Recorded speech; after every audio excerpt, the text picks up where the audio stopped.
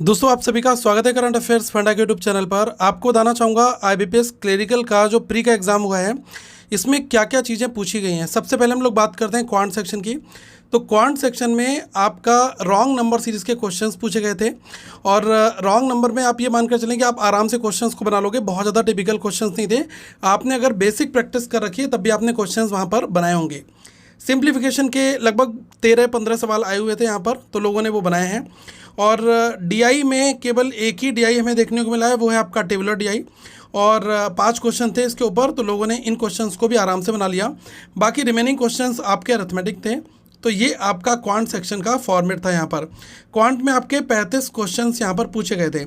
एक बार मुझे comment section में जरूर बताना अगर आपने पेपर अटेम्प्ट किया है फर्स्ट शिफ्ट का, कि 35 में से आपने कितने क्वेश्चंस यहाँ पर बनाए।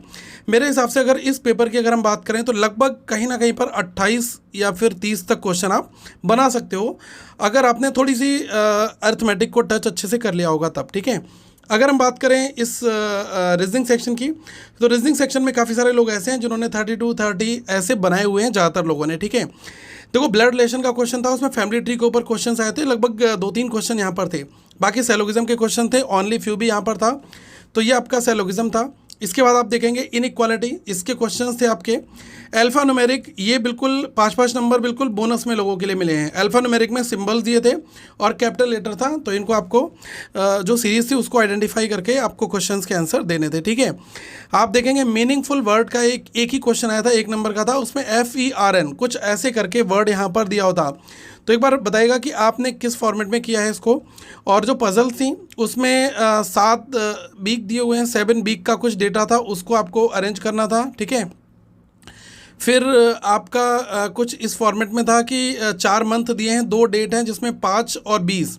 ठीक है, एक इवन और ऑड इस फॉर्मेट में आपको डेट दी गई थी, 2 डेट थी, 4 मंथ हैं। तो उसके ऊपर एक आपकी पजल थी, एक आपकी ऑर्डर बेस्ड पजल थी जिसमें हाइट वगैरह दे रखी है कि ये इससे शॉर्टर है, ये जो है। ठीक है, इस फॉर्मेट में जो पजल्स आपने बनाई होगी वो था आपका। और सर्कुलर बेस जो इनसाइड वाला पजल था ना, एक 8 नंबर का, 8 पर्सन है उनको आपको अरेंज करना था। तो ये आपका सर्कुलर बेसिक पजल था जो कि 5 मार्क्स में पूछा गया था। और इंग्लिश सेक्शन में आपका रीडिंग कंप्रेंशन था।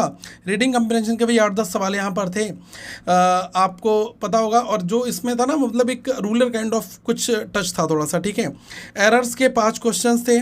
ठीक है, और पैराजम्बल के 5 क्वेश्चन थे। सेंटेंस को रीअरेंजमेंट करना था और फिलिंग करना था। ठीक है, फिलअप के आपके 5 क्वेश्चन थे। तो ये आपका इंग्लिश का था। एक बार मुझे बताएगा कि टोटल आपने कितने अटैम्प्ट्स किए हैं। बाकी जिन लोगों से मेरी बात हुई है उनका यही कहना था कि मतलब अगर हम क्वांट सेक्शन की बात करें और रीजनिंग की बात करें तो इसमें पेपर में ईजी कहूँगा, इसको बहुत मॉडरेट टू टफ नहीं कहेंगे क्योंकि लोग अटैम्प्ट यहाँ पर कर आ रहे हैं अच्छे से। ठीक है, फिर भी आप एक बार कमेंट सेक्शन में अपने बताएगा। मेरे हिसाब से अगर आप आइडियल अटैम्प्ट देखोगे तो अगर आपने क्वांट में 28 से 30 अगर आपने कर लिए अच्छे से, और रीजनिंग में भी अगर आपने लगभग 30 कर लिए, तो 30 और 30 60 तो आपके यहाँ पर हो जाएंगे। प्लस इंग्लिश सेक्शन में आप उतने करो जितने आपके पॉजिटिव हो जाएं। अगर इंग्लिश में आप 20-25 तक अगर आपने कर लिए और आपका सब कुछ ठीक चल रहा है तो आपका पेपर क्वालिफाई यहाँ पर हो जाएगा। ठीक है, तो ये फॉर्मेट है।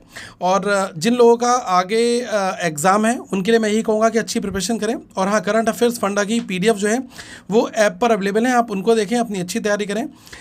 PDF काफ़ी वेल मैनेज्ड ऑर्गेनाइज है, डिटेल्ड एक्सप्लेनेशन है, तो इनको देखकर आप अच्छी अपनी तैयारी कर सकते हैं। Thank you so much guys, have a good day to all of you. Once again we will meet in the next video.